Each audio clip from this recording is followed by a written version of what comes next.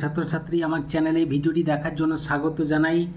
তোমরা যারা নবম শ্রেণীতে সেকেন্ড সামেটিভ পরীক্ষা দেবে অর্থাৎ সেকেন্ড ইউনিট টেস্ট পরীক্ষা দেবে তাদের জন্য গুরুত্বপূর্ণ একটি প্রশ্নপত্র এবং তার এমসিকিউ এসএকিউ সারাংশের উত্তর নিয়ে আজকের ভিডিওতে হাজির হয়েছি।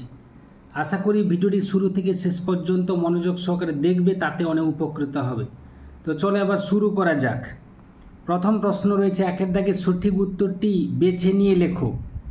একের এক, এইখানে ঘর বেঁধেছে নিবিড়, উত্তর হবে কয়ের দাগে অনুরাগে। পরবর্তী প্রশ্ন একের দুয়ের দাগে অজস্র চুলের চুমা কোথায় ঝরে, সঠিক উত্তর হবে হিজলে, কাঁঠালে এবং জামে ঝরে। পরবর্তী প্রশ্ন রাধারানীদের সম্পত্তি ছিল, উত্তর হবে প্রায় 10 লক্ষ টাকার সম্পত্তি।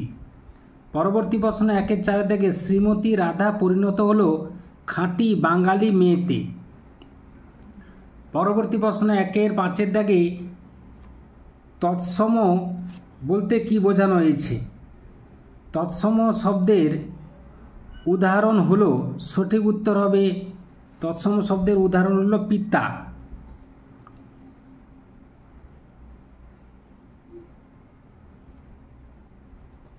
পরবর্তী প্রশ্ন একের ছয়ের দাগে সমষ্টিবাচক সর্বনাম হলো, সঠিক উত্তর হবে সবাই। পরবর্তী প্রশ্ন দুয়ের দাগে রয়েছে পদ্মলোচন সাহা কি এনেছিল, উত্তর হবে পদ্মলোচন সাহা রাধারানীর জন্য একজোড়া নূতন কুঞ্জদার শান্তিপুরে কাপড় এনেছিল, যে কাপড়ের দাম মিটিয়েছিল এক অপরিচিত ব্যক্তি। পরে জানা যায় যে তিনি হলেন রুক্মিণী কুমার রায়।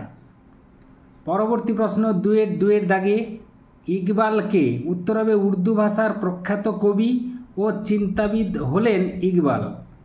পরবর্তী প্রশ্ন তিনের দাগে আকাশে 7টি তারা কবিতায় কোন মাছের কথা উল্লেখ আছে, উত্তর হবে আকাশে 7টি তারা কবিতায় চাঁদা সরপুটি মাছের কথা বলা হয়েছে।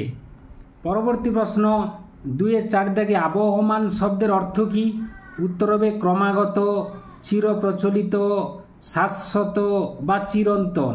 এই 4টা শব্দের মধ্যে যে কোনো একটা শব্দ উল্লেখ করলেই চলবে।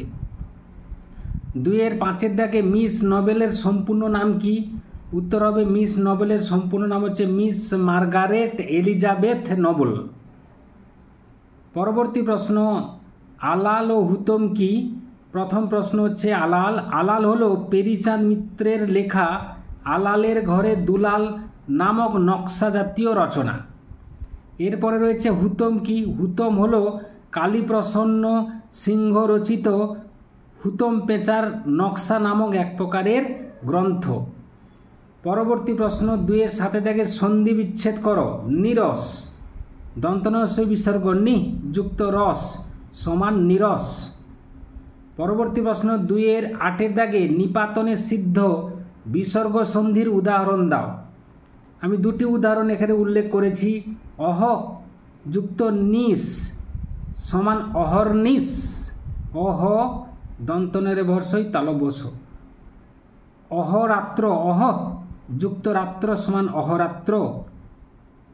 এই 2টো উদাহরণ হল নিপাতনে সিদ্ধ বিসর্গ সন্ধির উদাহরণ। পরবর্তী প্রশ্ন দুয়ের 9এর দাগে শব্দ ও পদের মধ্যে একটি পার্থক্য লেখো। উত্তরটা আমরা জেনে নেব। অর্থবোধক ধ্বনি বা ধ্বনিগুচ্ছ হলো শব্দ, এই শব্দ বাক্যে ব্যবহৃত হয় না। অপরপক্ষে বিভক্তিযুক্ত শব্দ হলো পদ, পদ বাক্যে ব্যবহৃত হয়। এর পরবর্তী প্রশ্ন দুয়ের 10এর দাগে নবম ও দশম এগুলি কোন বিশেষণের উদাহরণ, আমরা উত্তরটা জেনে নেব। নবম হলো পূরণবাচক বা ক্রমবাচক বিশেষণ এবং দশম হলো পূরণবাচক বা ক্রমবাচক বিশেষণের দৃষ্টান্ত বা উদাহরণ। এরপরে দুয়ের 11 দাগে রয়েছে সংযোজক অব্যয়ের উদাহরণ দাও। উত্তরটা আমরা জেনে নেব। ভারত এবং বাংলাদেশ 2টি প্রতিবেশী দেশ, এখানে সংযোজক অব্যয় হলো এবং। দ্বিতীয় উদাহরণ সৌরভ গাঙ্গুলি বাংলা তথা ভারতের গর্ব, এখানে তথা হলো সংযোজ অব্যয়। এরপরে আমরা 2-এর 12 দাগে প্রশ্ন জানব, কৃতঋণ শব্দ কাকে বলে? উত্তরটা জেনে নেব। ভারতবর্ষের বাইরে থেকে বা ভারতবর্ষের অন্য প্রদেশ থেকে যেসব শব্দ বাংলা ভাষার স্বরূপে বা কিছুটা পরিবর্তিত হয়ে এসেছে, বাংলা ভাষায় স্বরূপে বা পরিবর্তিত হয়ে কিছুটা এসেছে, তাদের কৃতঋণ শব্দ বলে। যেমন অক্সিজেন, আতর, মাস্তুল, আদালত, তরমুজ, আনারস ইত্যাদি। এরপরে আমরা চলে যাব পরবর্তী প্রশ্ন। পরবর্তী প্রশ্ন হচ্ছে সারাংশ। তার আগে 3-এর দাগে প্রশ্ন হচ্ছে, কম বেশি 60 শব্দে একটি প্রশ্ন উত্তর দাও। 3-এর 1, চেষ্টার ফল হয়তো আমি দেখে যেতে পারবো না, কোন চেষ্টার কথা বলা হয়েছে? 3-এর 2 থেকে প্রশ্ন, নোটখানি তারা ভাঙ্গাইল না, এমন করার কারণ কি তা লেখো। 4 থেকে প্রশ্ন, কম বেশি 60 শব্দে একটি প্রশ্ন উত্তর দাও। 4-এর 1, ফুরোয় না, তার কিছুই ফুরোয় না, তাৎপর্য আলোচনা করো। 4-এর 2 থেকে প্রশ্ন, এর মাঝে বাংলার প্রাণ, কার মাঝে বাংলার প্রাণ তা লেখো। 5 থেকে প্রশ্ন, কম বেশি 150 শব্দে যে কোনো একটি প্রশ্নের উত্তর দাও। 5-এর 1, বিদেশি শব্দ নেওয়া ভালো না মন্দ সে প্রশ্ন অবান্তর, মন্তব্যটির তাৎপর্য নিজের ভাষায় লেখো। 5-এর 2 থেকে প্রশ্ন, তার নাম রুক্মিণী কুমার রায়, রাধারানী গল্পে রুক্মিণী কুমার রায়ের যে পরিচয় পাওয়া যায় তা আলোচনা করো। 6-এর থেকে প্রশ্ন, কম বেশি 150 শব্দে যে কোনো একটি প্রশ্নের উত্তর দাও। 6-এর 1, আবহমান কবিতায় প্রকৃতির যে ছবি রয়েছে তা নিজের ভাষায় লেখো। 6-এর 2 থেকে প্রশ্ন, বাংলার নীল সন্ধ্যা কেশবতী কন্যা যেন এসেছে আকাশে, নীল সন্ধ্যায় কেশবতী কন্যার উপস্থিতি কতটা তাৎপর্যপূর্ণ আলোচনা করো। 7 থেকে প্রশ্ন, কম বেশি 60 শব্দে যে কোনো একটি প্রশ্নের উত্তর দাও। এটি 7-এর 1, করভাস থেকে নেওয়া, অর্নিথন যন্ত্রে কাকটিকে কিভাবে শিক্ষা দেওয়া হতো তা নিজের ভাষায় লেখো। 7-এর 2 থেকে প্রশ্ন, চিঠি থেকে নেওয়া, তুমি ঠিক সেই রূপ নারী, কোন প্রসঙ্গে এমন উক্তি তা লেখো।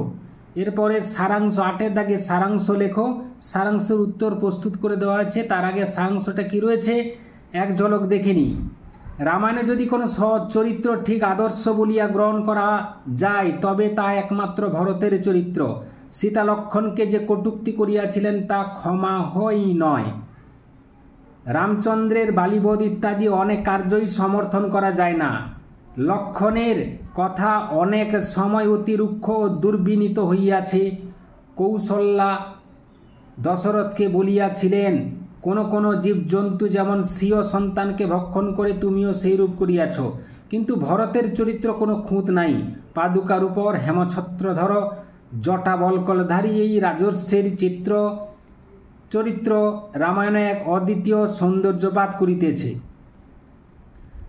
কৈকেয়ীর সহস্র দোষ আমরা ক্ষমাই মনে করি যখন মনে হয় তিনি এরূপ সুপুত্রের গর্ভধারিণী। উত্তরটা আমরা জেনে নেব। সারাংশ করতে গেলে প্রথমে একটা শিরোনাম বা শীর্ষনাম প্রয়োগ করতে হয়। এখানে শীর্ষনামটা উল্লেখ করা রয়েছে রামায়ণের আদর্শ চরিত্র, শীর্ষনাম।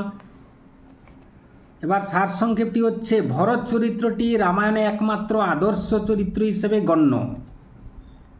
সীতা, রামচন্দ্র, লক্ষ্মণ প্রমুখ চরিত্র কোনো না কোনো দোষে দুষ্ট, কিন্তু ভরত চরিত্রটি নিখুঁত চরিত্র। তিনি রাজর্ষি, তাঁর মতো সুপুত্রের গর্ভধারিণী হওয়ায় কৈকেয়ীর সহস্র দোষকেও ক্ষমা করা যায়। এই ছিল আজকের ভিডিও। আশা করি ভিডিওটি ভালো লেগেছে। লাগলে অবশ্যই একটা লাইক করে দিও, শেয়ার করে দিও। চ্যানেলে নতুন হয়ে থাকলে চ্যানেলটি অবশ্যই সাবস্ক্রাইব করে চ্যানেলের পাশে থাকো। ভিডিওটি এতক্ষণ ধরে দেখার জন্য ধন্যবাদ রইল। নেক্সট ভিডিও আবার তোমাদের সঙ্গে দেখা হচ্ছে।